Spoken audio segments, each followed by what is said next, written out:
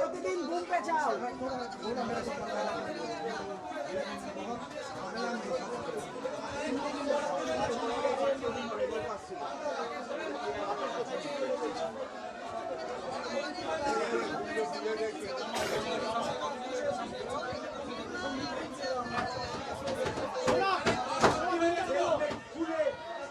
সোনা ঘুমটা ঢোকাও।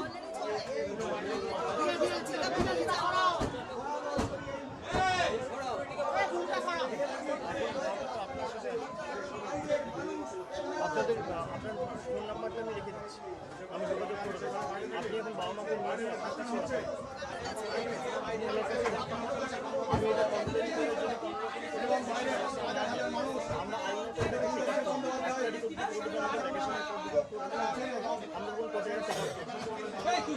আর ফ্যামিলি কোনো চিন্তা করতে যোগাযোগ থাকবে। আমি একটু ঘর সংসারটা যাতে চলে ব্যবস্থা করি। আপনি মেয়ের বাড়িতে চলে যান, মেয়ের বাড়িতে গিয়ে এখন কদিন থাকুন, এখানে তো কেউ নেই আপনার সাথে। মেয়ের বাড়িতে যান, কদিন মেয়ের বাড়িতে থাকুন, আমি ফোনে আপনার সাথে যোগাযোগে থাকবো। আর পুলিশ যদি কোন হ্যাঁ হ্যাঁ হ্যাঁ আমি তাই বলছি যে আপনারা ওর সাথে থাকুন। এখন কোর্ট বন্ধ আছে, 8 তারিখে খুলবে। যদি পুলিশ কোনো ব্যবস্থা গ্রহণ না করে আমরা এটা লিগালিও টেক আপ করব, ঠিক আছে? থানায় তো কমপ্লেন হয়েছে, আমি এটা আমার লিগাল টিমকে দিয়ে টেক আপ করিয়ে আমাদের পার্টির যে যারা লয়াররা আছে সবাইকে বলবো সর্বশক্তি প্রয়োগ করে আইনত আমরা এই মামলাটা লড়ব এবং কোর্টে আগামী দিনে এটা তুলব, কোর্ট খোলার পর। কিন্তু আপনারা শক্ত থাকবেন। আপনার সঞ্জুকে হারিয়ে আমি আপনার ছেলে, আমি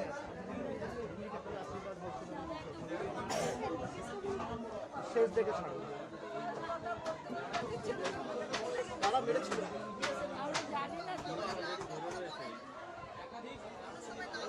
ঘটনাটা ঘটার পর এসে বাড়িতে বলেও নি, হঠাৎ করে মাথায় আমি তো দেখছি যে পাড়ার অবস্থা, আমাকে এমনভাবে ঘুষি লাথি জামা প্যান্ট অবস্থা করেছে। এবং সংবাদ মাধ্যমের প্রতিনিধিরা তার মধ্যে কি অত্যাচার করছে দেখুন। ঘটনাটা ঘটার পর কিছু জানাই আপনাকেও বলেন, আপনাদেরও বলেন যে মেরেছে টেরেছে, হঠাৎ করে তারপর মাথা টাথা যন্ত্রণা হয়েছে তখন জানতে পেরেছে।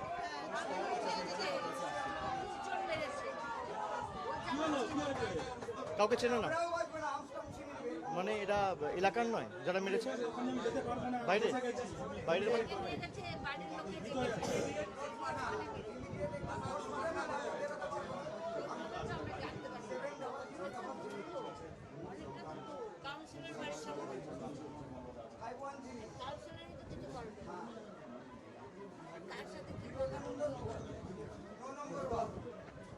প্রথমে কোন হাসপাতালে ভর্তি করেছেন? প্রথমে কোন হাসপাতালে ভর্তি করেছেন? আগে শিশুমঙ্গল নিয়ে গেছেন, শিশুমঙ্গলের আগে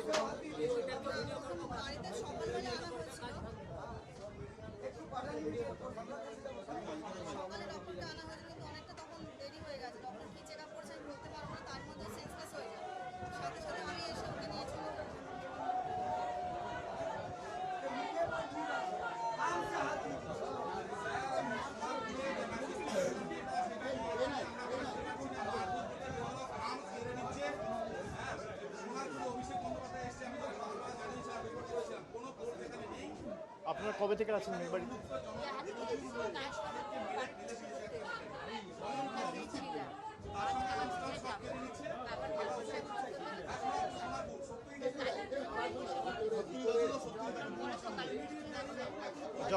যখন মাথায় যন্ত্রণা হলো কি বমি টমি করা শুরু করলো নাকি?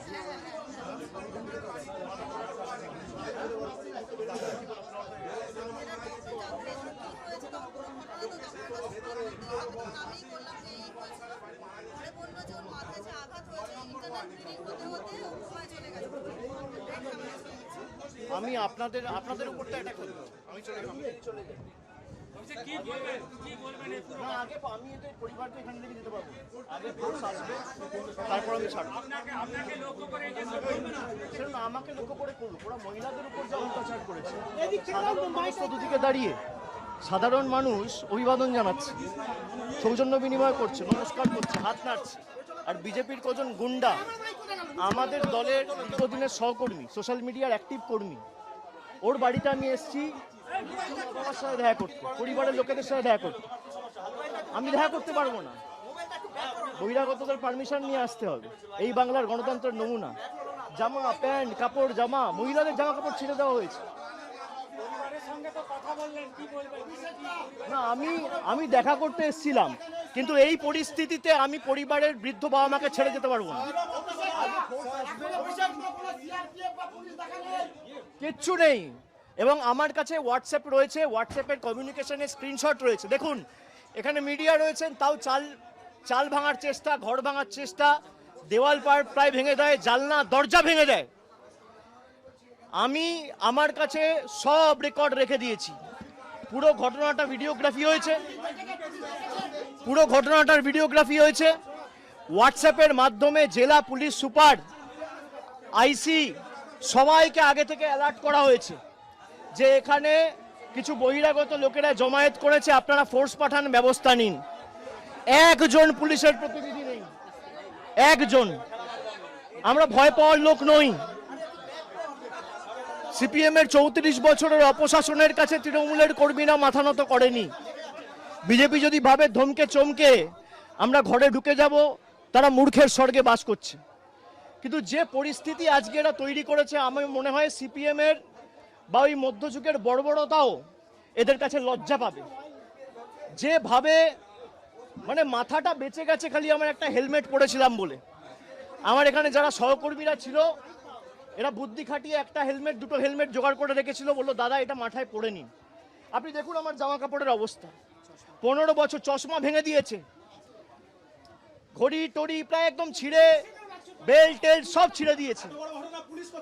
পুলিশ নেই। আমি সংবাদ মাধ্যমের প্রতিনিধিদের বলবো যে এই প্রশ্নগুলোই আপনাদের তোলা উচিত। আমি এখন যেভাবে এসছি আমি একইভাবে বেরিয়ে যেতে পারি, কিন্তু আমি হয়তো বেরিয়ে গেলাম, এই যে সঞ্জুর বৃদ্ধ বাবা মা, তার উপর তো চড়াও হবে এই ছেলেগুলো, এই বখাটে ছেলেগুলো, যাদের পেটে ঘুষি মারলে কক বেরোবে না। আমাকে বাইরে থেকে স্লোগান দিচ্ছে চোর, আর বাংলার বর্তমান মুখ্যমন্ত্রীকে নির্লজ্জ দোকান কাটার মতো হাত বার করে টিভির পর্দায় 5 লক্ষ টাকা ঘুষ নিতে দেখা গেছে।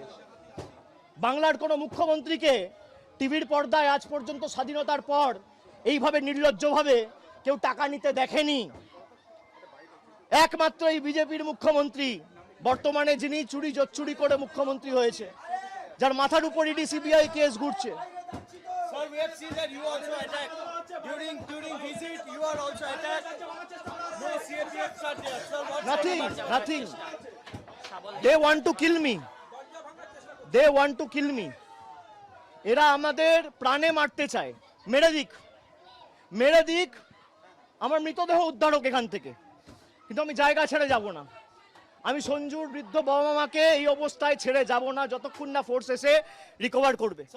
আমাদের এখানে যারা প্রতিনিধিরা রয়েছে, আমি বলবো থানায় আবার ফোন করো, মেসেজ করো, ফোর্সের জন্য রিকোয়েস্ট করো। যদি না পাঠায় হোয়াটসঅ্যাপ পাঠিয়ে এটা অন রেকর্ড থাকুক। পুরো ঘটনার ভিডিওগ্রাফি রয়েছে। আমি হাইকোর্টের দৃষ্টি আকর্ষণ করছি, আমি রাজ্যপালের দৃষ্টি আকর্ষণ করছি। কি বাংলার পরিস্থিতি, এখানে প্রায় 50 জন সংবাদ মাধ্যমের প্রতিনিধিরা রয়েছে, দরজা ভাঙার চেষ্টা করছে, পুলিশের একটা লোক নেই। কি পরিস্থিতি হয়েছে আপনারা দেখুন। Sir, will you move to court, sir? Sir, will I will definitely move to court. Sir, because the law and order আমি situation shift we are করছি। seeing over here, sir, will you move to court? Because you দাঁড়া, also আমি সব বলে দিয়েছি, পরে বলছি, আগে আমাদের প্রশাসনের সাথে কথা বলতে দিন। এই এসপি কে ফোন করো, এসপি কে বা আইসি কে ফোন করে হোয়াটসঅ্যাপে পাঠিয়ে রাখো, স্ক্রিনশট রেখে দাও।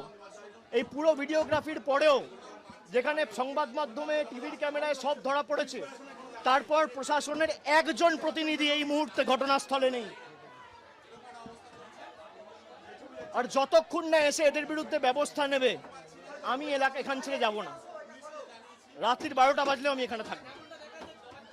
দেখি এদের কত ক্ষমতা।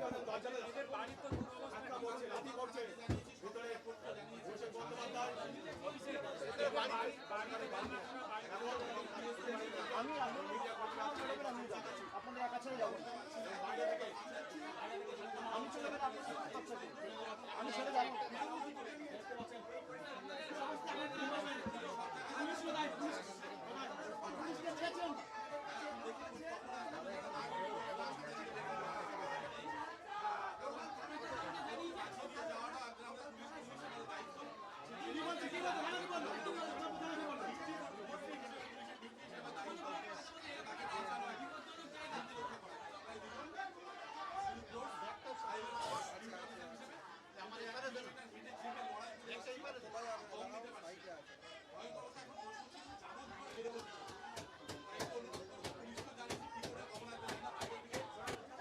দেখুন দরজা ভাঙছে, দেখুন।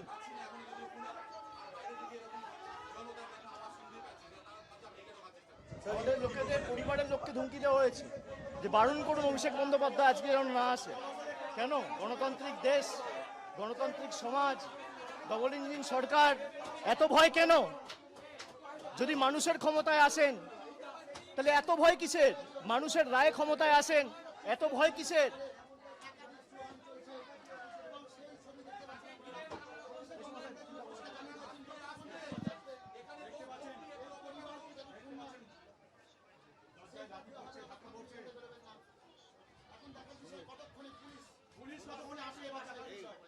হোয়াটসঅ্যাপ পাঠিয়ে স্ক্রিনশট নিয়ে রাখো। এই কে আছে বলতো, হোয়াটসঅ্যাপ পাঠিয়ে স্ক্রিনশট নিয়ে রাখতে।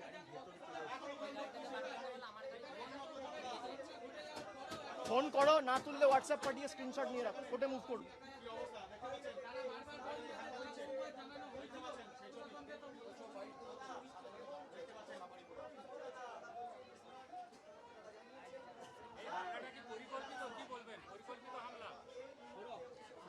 আপনারা দেখেছেন তো, ক্যামেরা সব বন্দি হয়েছে।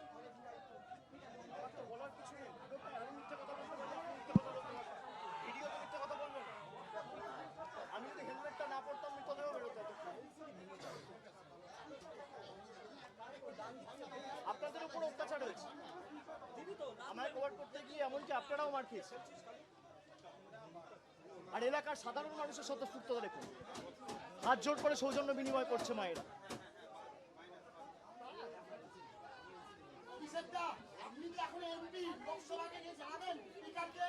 আমরা করব, আগে আইনত টেক আপ করবো, তারপর নিশ্চিতভাবে করব।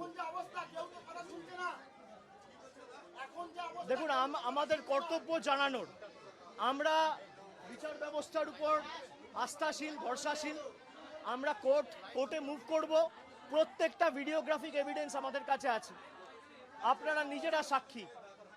সুতরাং সাংসদ হিসেবে আগামী দিন প্রিভিলেজ মোশানো মুভ হবে এবং আমরা হাইকোর্ট, সুপ্রিম কোর্ট অব্দিও যাব।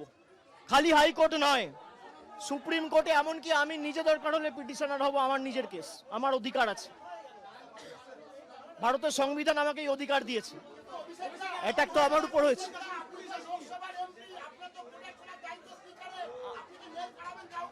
আমি আশা রাখি না এদের থেকে। আমি আমার জীবনের থেকেও বেশি চিন্তিত সঞ্জুর বৃদ্ধ বাবা মার জীবন নিয়ে। তাদের প্রাণের উপর যে প্রাণঘাতী হামলা হবে, আমি সে কারণে এখন এখান থেকে বেরিয়ে যেতে পারি, আমি চলে যেতে পারি, কিন্তু আমি চলে যাওয়ার পরে অ্যাটাকটা হবে এদের উপর। পুলিশ প্রশাসনের লোকেরা যদি থাকতো, আমি হয়তো বেরোতে পারতাম এদেরকে ছেড়ে, যে পুলিশের উপর ভরসা করে এই বৃদ্ধ বাবা মাকে ছেড়ে আমি বেরিয়ে আসতে পারতাম। যতক্ষণ না ফোর্স এসে যারা দোষী তাদের বিরুদ্ধে ব্যবস্থা নামে, আমি এখান থেকে সরবো না, এক চুল সরবো না।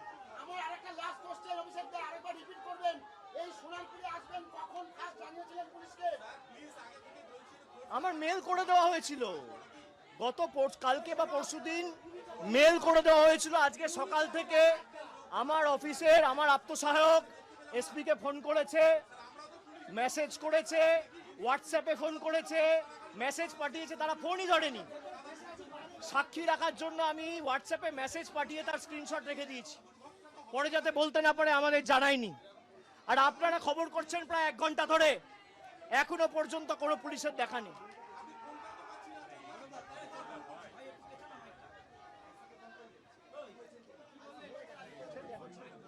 বলছি তুমি আরেকটা ইউনিট যদি পারো এখানে কাউকে ভেতরে পুরো ঘরের মধ্যে আটকে রেখেছে আমাদের ঠিক আছে বাইকে সমানে বলছি একজন এমপি স্টিঙ্গার তার সাথে সাথে আমরা প্রত্যেকে আক্রান্ত, প্রত্যেকে মাস্ক কেড়ে নেওয়া হয়েছে। কামরাবাদে সঞ্জু কর্মকার ভায়োলেন্সের